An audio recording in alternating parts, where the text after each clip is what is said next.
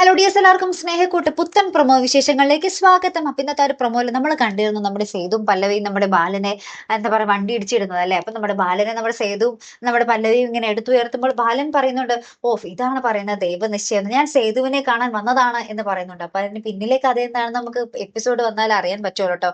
എന്തായാലും നമ്മുടെ ബാലൻ എന്തൊക്കെയോ കാര്യങ്ങൾ പറഞ്ഞു പോകുന്നുണ്ട്. നമ്മുടെ സേതു ഭയങ്കര ഹാപ്പി ആയിട്ട്. അപ്പൊ സേതു നമ്മുടെ പല്ലവിയോട് പറയുന്നുണ്ട്, ഓ നമ്മൾ ഭാര്യയും ഭർത്താവാണെന്ന് ചേട്ടൻ തെറ്റിദ്ധരിച്ചു എന്ന് പറയുന്നുണ്ട്. അപ്പൊ പല്ലവി പറയുന്നുണ്ട്, സേതുവേട്ടൻ എന്താ എന്നിട്ട് തിരുത്താഞ്ഞ് എന്ന് ചോദിക്കുന്നുണ്ട്. അപ്പൊ സേതു പറയുന്നുണ്ട്, പല്ലവി എന്താ തിരുത്താഞ്ഞ്, അതാ ഞാനും മിണ്ടാതിരുന്നേ.